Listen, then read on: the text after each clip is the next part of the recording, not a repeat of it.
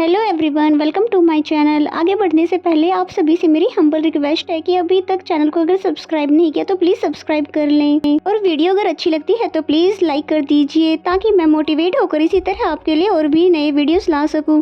तो बिना किसी देरी के शुरू करते हैं इस ड्रामा का 5th एपिसोड। एपिसोड के स्टार्टिंग में हम देखते हैं कि मिस जियाओ ने जैसे ही जुआन के बारे में बताया तो नैन्सी तुरंत भागते हुए चली जाती है। फिर जुआन के पास आने के बाद पूछती है कि तुम मेरी कंपनी में क्या कर रहे हो, जिस पे जुआन ने बोला कि चलो मेरे साथ, मैं तुम्हें अच्छा सा डिनर करवा देता हूँ। देन जुआन डिनर के बहाने उसे एक बड़े से मॉल में ले आता है। बार बार नैन्सी पूछ भी रही थी कि हम कहाँ जा रहे हैं, लेकिन जुआन ने उसे कुछ भी नहीं बताया और फिर उसको शॉप असिस्टेंट के हवाले कर देता है उसको रेडी करने के लिए। बेचारी नैन्सी तो सोच भी नहीं पा रही कि उसके साथ आखिर हो क्या रहा है। उसको ये कपड़े पहनकर बहुत ही ज्यादा अनकंफर्टेबल फील हो रहा था। वो जुआन को अपने पास बुलाकर ये बात बताना चाहती थी और उसकी बात तो नहीं सुनता, पर जबरदस्ती उसको बाहर ले आता है और फिर उसको ड्रेस चेंज करने के लिए बोलता है। बेचारी नैन्सी तो खुद को कवर करती रही और जुआन उसको फिर एक और जगह पर ले आता है जहाँ आकर उसे पता चलता है कि जुआन ने उसके लिए ब्लाइंड डेट अरेंज कर रखी है, वो भी एक दो नहीं बल्कि बहुत सारी। फिर उसकी पिक्चर्स दिखाने लग जाता है जो कि एडिटिंग करने के बाद उसने डेटिंग ऐप पे डाल दी थी और अब तो वो खुद को भी अपने आप से पहचान नहीं पा रही। नैन्सी ने इतने सारे अजीब अजीब लड़कों को देखकर उनसे मिलने से मना कर दिया और घर जाने लगी।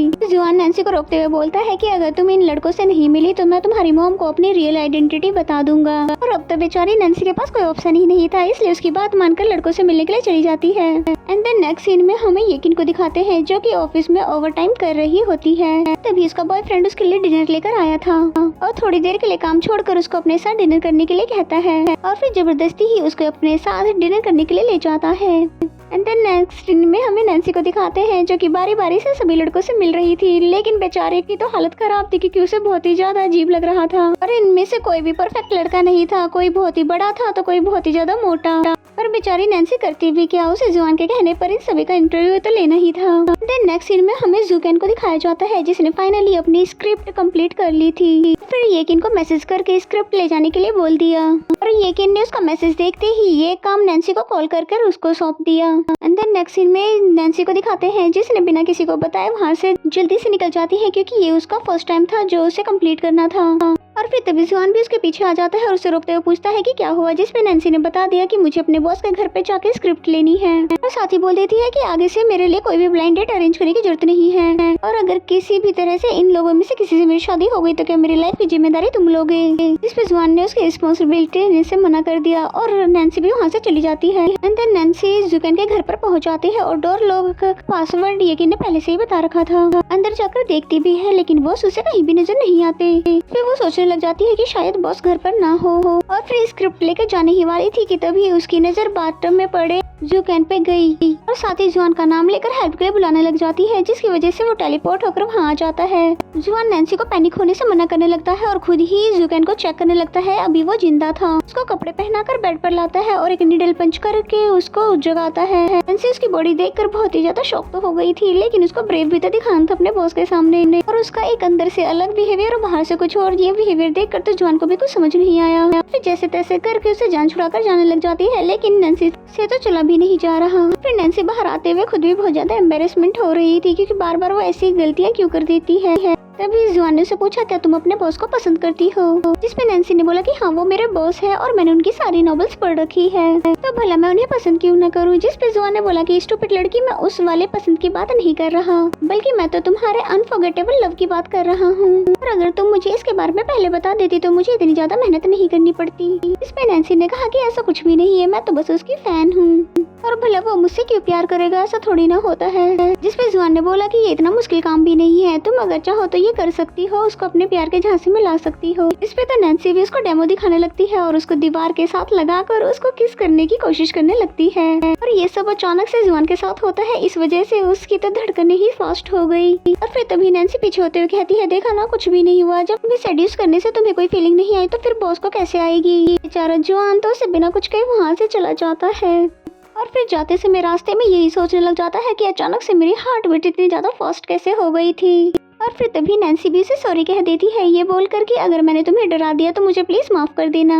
तो बस तुम्हें एक डेमो दिखा रही थी। और विंडो से फिर उसकी मॉम भी देख रही होती है और इन दोनों को साथ में आता हुआ देखकर वो खुश हो जाती है और नैन्सी को किसी और ड्रेस में देखकर कुछ और ही समझने लग जाती है। फिर जुआन ने नैन्सी से इजुकेन की सारी नॉवेल्स मांगी जो कि वो पढ़ना चाहता था। नेक्स्ट सीन में थ्रेडिंग करते हुए वो जुआन को पिक्चर्स सेंड कर देती है, जिसकी वजह से वो फौरन उसके पास चली आई और फिर उसने ये पिक्चर्स तुरंत ही डिलीट करने के लिए कह दिया, जिस पे जुआन ने तो उसको नॉवेल्स लेकर आने को कहा। और फिर नैन्सी भी बुक्स लेकर उसके पास आ जाती है और उन्हें संभाल कर पढ़ने के लिए एक लंबा चौड़ा लेक्चर भी दे देती है। फिर बताने लगती है कि इस पे जुकेन ने साइन कर रखा, इसलिए ये बुक बहुत ही ज्यादा प्रीसियस है। जिस पे जुआन ने उसकी बकबक से बचने के लिए कहने लगा कि क्या तुम्हें घर नहीं जाना, रात बहुत ज्यादा हो चुकी है और क्या तुम मेरे पास ही रहने वाली हो। फिर नैन्सी जाते जाते उसके पास रखे हुए पानी का ग्लास ले जाती है ताकि वो बुक्स को खराब न कर दे। एंड देन नेक्स्ट सीन में जैसे ही नैन्सी घर पर पहुंचती है तो उसकी मॉम उसके पीछे ही पड़ जाती है, ये कहते हुए कि बस शादी करके अब मेरा ख्वाब पूरा कर दो। जिसपे नैन्सी क्लियर करने लग जाती है कि ऐसा कुछ भी नहीं है, हमने तो बस साथ में डिनर किया था। लेकिन मॉम उसकी बातों में नहीं आती है और फिर बोलती है कि अगर ऐसी बात है तो तुमने नए कपड़े क्यों पहने, वो नोवेल्स जो तुमने आज तक किसी को भी नहीं दिए वो तुमने इसको कैसे दे दिए। जिसपे नैन्सी ने बोला कि आपको जो मर्जी सोचना है वो सोच सकती हो, पर हम कभी भी एक साथ नहीं हो सकते। और इससे पहले मॉम उससे और भी ज्यादा सवाल करती, वो अपनी मॉम को रूम से ही बाहर कर देती है। एंड देन नेक्स्ट मॉर्निंग का सीन दिखाया जाता है जहाँ पर नैन्सी वो स्कर्ट वापस करवाने के लिए मॉल जाने वाली थी और पर मॉम कहती है कि तुम्हें ये वापस नहीं करनी चाहिए क्योंकि तुम इसमें बहुत ही प्यारी लग रही थी। और मॉम को तो 100% यकीन था कि ये जियोंग ने ही इसे स्कर्ट दिलाई होगी, लेकिन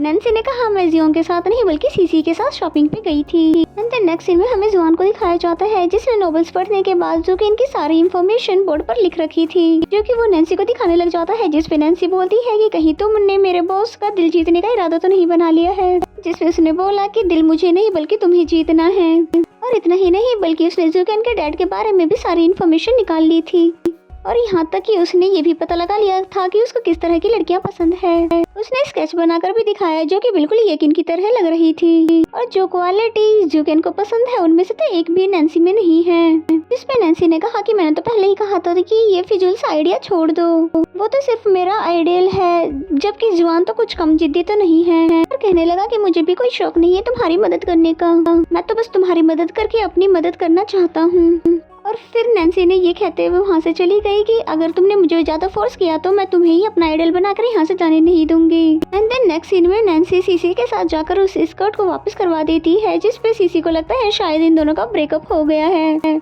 जिसपे नैन्सी ने क्लियर कर दिया कि हम दोनों कभी भी रिलेशनशिप में नहीं थे और ना ही मेरे पास इतना फिजूल टाइम है और मुझे तो इस वक्त सिर्फ अपनी जॉब की फिक्र हो रही है। पता नहीं क्यों मुझे ऐसा लग रहा है कि जॉब से मुझे बॉस निकाल ही देंगे। तो नेक्स्ट सीन में नैन्सी की मॉम को दिखाते हैं जो कि जुआन के लिए डिनर लेकर आई थी और वो ये जानना चाहती थी कि इन दोनों के बीच रिलेशनशिप क्या है। और जब जुआन ने बताया कि मैं आपकी लड़की के लिए अच्छा सा लड़का ढूंढ रहा हूँ, जिसपे मॉम समझ जाती है कि इन दोनों के बीच में ऐसा कुछ भी नहीं है। और फिर बातों ही बातों में उन्होंने ये भी बता दिया कि मैं नैन्सी की बायोलॉजिकल मदर नहीं हूँ, वो अपने डैड के साथ इस घर में रहा करती थी और मैं अपने बेटे के साथ सामने वाले घर में, और हमारा नेबरशिप रिलेशन बहुत अच्छा था, इस वजह से मैंने नैन्सी के डैड से शादी कर ली और एक हादसे में आग लगने की वजह से उन दोनों की डेथ हो गई और फिर मुझे नैन्सी जैसी बेटी मिली। तब से लेकर आज तक उसने ये घर किसी को भी नहीं दिया, अगर उसने तुम्हें रहने दिया है तो इसका ये मतलब है कि तुम इसके लिए स्पेशल हो। और यहाँ पर जुआन तो बिल्कुल खामोश हो जाता है क्योंकि नैन्सी की मॉम तो हकीकत नहीं जानती और फिर उनके जाने के बाद भी बेचारे को चैन नहीं आता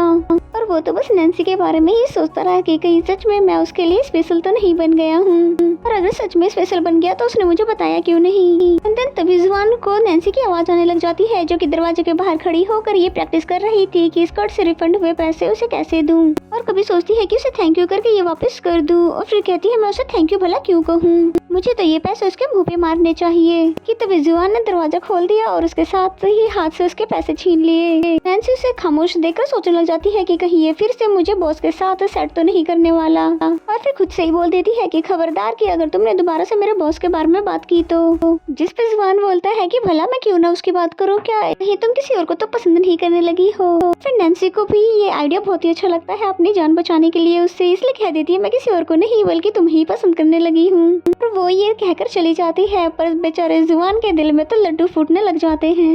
एंड देन थोड़ी देर बाद वो नैन्सी के घर जाता है और फिर उसका हाथ पकड़कर बाहर लेकर आते हुए बोलता है कि अगर तुम मुझे पसंद करने लगी हो तो मेरी तरफ से भी हाँ है।